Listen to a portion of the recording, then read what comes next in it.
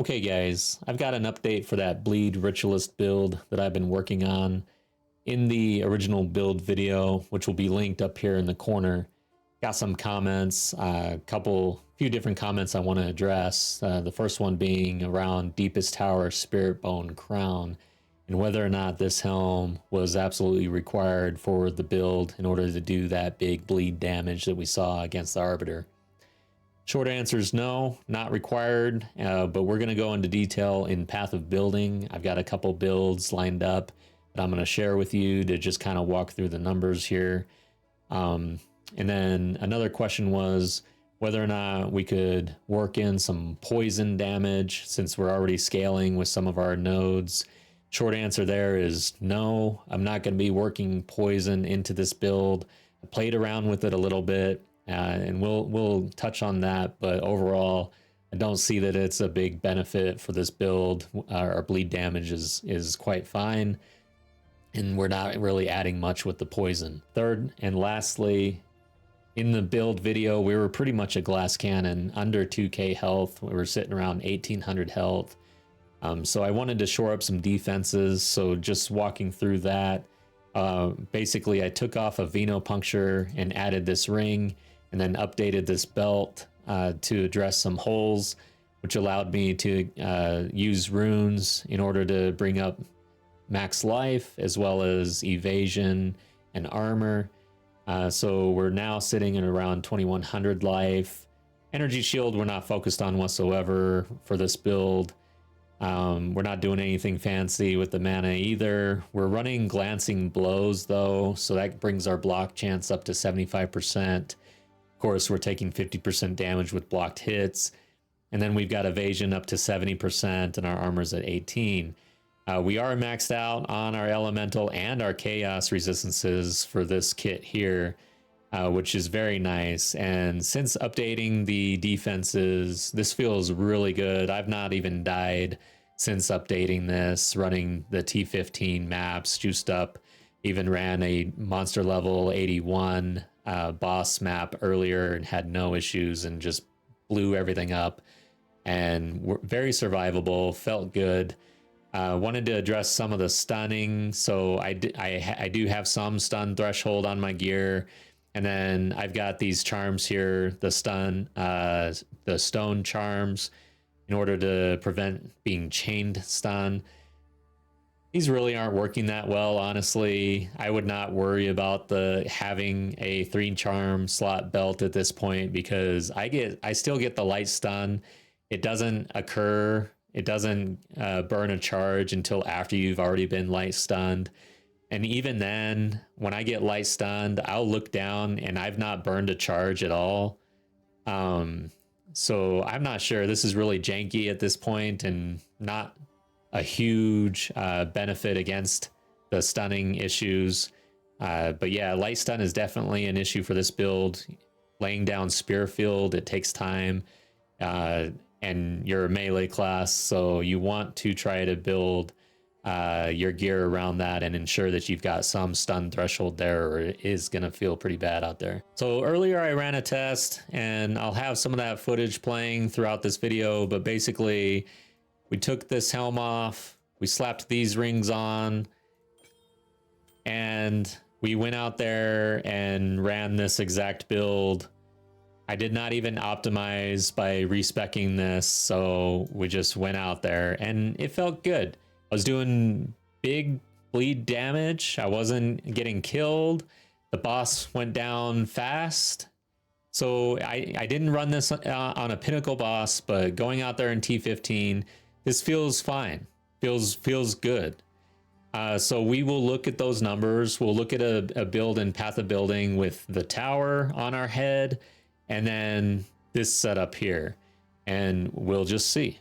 All right, so here we are in Path of Building, and by the way, I am new to Path of Building, so if you see anything that's like totally incorrect, just shout out in comments, please. I am always learning new things in Path of Exile and Path of Building here, but this build, we've got the Deepest Tower set up with the venopunctures on. If we go to configuration, the big thing here is that the enemy is on low life. We've got aggravated bleeding, shocked, and then we've got our rage up due to spear field. And then we've thrown out a projectile recently going to the tree. This is the setup with the low life wheel. We're at 95. By the way, the mobilytics has been updated. When I threw the helm on and went on the Arbiter, I did not even have this wheel activated. I just threw on execute on Rake and went out there and was blown away how much damage that did. So I went back to the drawing board immediately and squeezed this in, and wasn't able to squeeze Maiming Strike in, which is kind of sad. It's a big node for us, but it is what it is. This wheel is super important. We'll see in a second, but overall, with this setup, deepest tower, doing 3 million damage per bleed stack at 600,000 bleed DPS. Now, if we just remove this wheel, you can see how big a difference that makes. That's almost 1 million total damage per stack, and then around 200k bleed DPS that is removed by removing this wheel. So if we jump over to the solo self-found version of this build, you can see we don't have any of the uniques equipped. We don't have the helm on.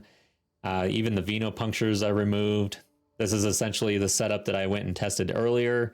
However, I didn't optimize the passives and whatnot. And you can see right away that our total damage dropped down to 1500, which is pretty much halved.